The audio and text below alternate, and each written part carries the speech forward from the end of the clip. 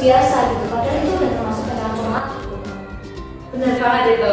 Soalnya penilaian formatif ini buat ngecek sejauh mana proses belajar siswanya. Nah, biar makin jelas, mari kita bahas bareng-bareng yuk. Jadi, kita bahas yang paling dasar dulu nih. Menurut saya, penilaian formatif itu sederhananya adalah penilaian yang berlangsung selama proses pembelajaran. Tujuannya bukan buat ngasih nilai akhir, tapi buat ngecek siswanya sudah paham atau belum nih. Oh, jadi penilaian formatif itu bukan penilaian akhir ya? Bener, kalau penilaian akhir itu kan sumatif. Nah, kalau penilaian formatif itu untuk ngecek siswa itu udah paham atau belum sebelum guru lanjut ke materi berikutnya gitu. Dan bentuk penilaian formatif ini bukan sekedar tes aja. Misalnya ada observasi, tanya jawab, atau kuis. Soalnya penilaian formatif ini sangat-sangat fleksibel. Jadi yang penting itu ada feedback antara guru dan siswanya. Refleksi juga bisa kan? Iya, seperti itu juga bisa. Nah, ngomong-ngomong soal fungsi nih teman-teman, menurut kalian apa sih fungsi utama dari penilaian formatif ini? Kalau dari kacamata PA, fungsinya itu sebenarnya untuk evaluasi metode pembelajaran gitu. Jadi kalau misalnya banyak siswa yang belum paham, guru itu berarti perlu ada yang dibenahi dari metode pengajarannya, dan juga guru harus mengulang materi yang tadi disampaikan sampai siswa benar-benar paham gitu ya. Jadi kayak peringatan begitu ya? Kalau ada yang belum paham. Iya, itu benar banget nih. Jadi peringatan buat guru dan siswanya. Jadi guru itu bisa tahu kamu udah bagus nih di bagian ini, tapi kamu perlu latihan lagi di bagian yang ini. Ya, betul banget itu ya. Karena penilaian formatif itu bukan sekadar nilai, tapi komunikasi dua arah nih antara guru dan siswa. Guru dapat gambaran dan sedangkan siswa itu bisa mengetahui gimana sih kemajuan mereka dalam pembelajaran. Dari siswa sendiri, penilaian formatif itu menurutku bantu mereka merefleksikan gitu. Sejauh mana kemampuan mereka, sejauh mana pemahaman mereka, mana yang udah mereka pahami, mana yang perlu ditingkatkan. Jadi nantinya siswa itu jadi pembelajar yang mandiri gitu, nggak harus sama guru. Nah, kalau untuk penilaian guru, Kalau buat guru itu, penilaian ini berguna untuk mencari tahu sejauh mana siswa ini paham dan apa hambatan dari mereka. Dan selain itu, untuk mengevaluasi apakah metode pembelajarannya itu sudah efektif atau perlu pengulangan kembali. Benar-benar kalau bagi guru kan itu harusnya jadi evaluasi buat materi ajar mereka ya, harus sesuai sasaran, dan kalau bisa ada kelas yang interaktif, jadi ada timbal balik dari guru dan siswa sama-sama aktif. Jadi nantinya siswa belajar, guru juga dapat berkembang, ya kan? Iya, seperti itu. Aku juga ada deh. Dan kalau ngomongin tujuan itu kan jelas banget nih ya, buat ningkatin proses belajar untuk nilai akhir nanti. Lewat penilaian formatif ini, pembelajaran bisa disesuaikan dengan kebutuhannya siswa masing-masing. berarti kayak biar nggak salah arah gitu ya? Exactly. Proses belajar itu tetap on track, nggak asal lanjut aja nih, tapi nanti siswanya nggak ngerti apa-apa.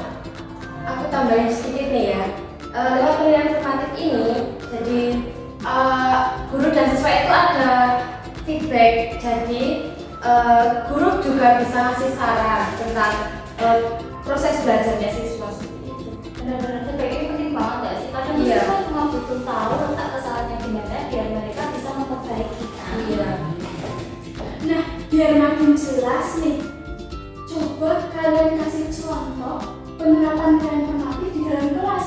Kalau aku sih dulu media pembelajaran pakai kampus atau wall, tapi bisa juga pakai keyform dengan akhir. Jadi metodenya kayak kuis tapi dibalut sama games, gak bikin tegang, dan aku juga bisa tahu di mana materi mana yang mereka kurang pahami gitu.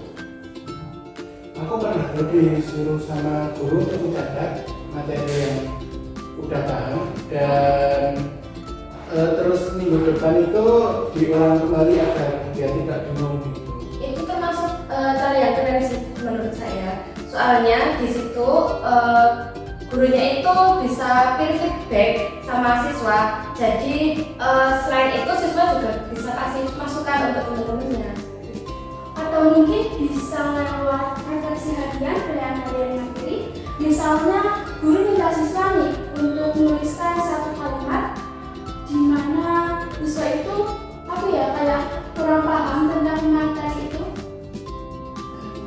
Jadi apalagi kalau dibalut sama kuis ya, maksudku dibalut kuis dengan games and wall kabur itu kan bikin asik dan suasana jadi nggak tegang-tegang banget loh. Kayak penilaian UAS atau UTS yang Bikin pusing ya. Iya, biar anak juga mungkin di selasa itu bisa dikasih ice breaking juga biar bisa kembali. Iya. Bener banget, Rik. Jadi intinya benda formatif itu penting banget nih buat guru dan siswa biar sama-sama berkembang dan tetap fun tapi tetap fleksibel gitu loh. Iya, dan jangan lupa fokusnya itu bukan hanya penilaian, tapi proses belajarnya. benar-benar kan dari proses belajar itu nanti hasilnya juga nyusul. Kalau prosesnya baik, hasilnya juga bakal baik. Oke, jadi intinya formatif itu kayak cermin buat kita belajar ya, agar tahu sampai mana kita itu belajar gitu. Keren banget nih, analogimu itu bagus. Jadi benda formatif itu kayak cermin pembelajaran. Nah, mungkin sekian dulu obrolan santai kita hari ini. Semoga membantu teman-teman pendengar memahami lebih lanjut tentang penilaian formatif. Terima kasih sudah mau mendengar ngopi edukasi di acara kali ini. Semoga dapat bermanfaat bagi teman-teman semuanya. Dan ingat, pembelajaran itu adalah Bukan terpaku pada hasilnya, tapi terpaku pada Cara prosesnya. sampai jumpa.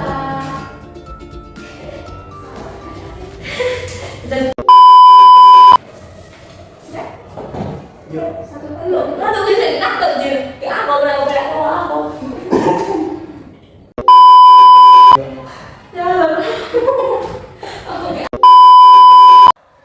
Pasangan kita hari ini, ceng ceng ceng.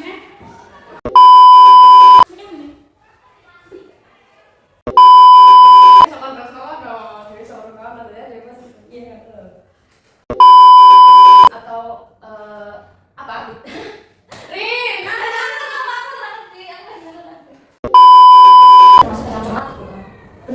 Bener banget itu. bukan Lanjut. Dekat.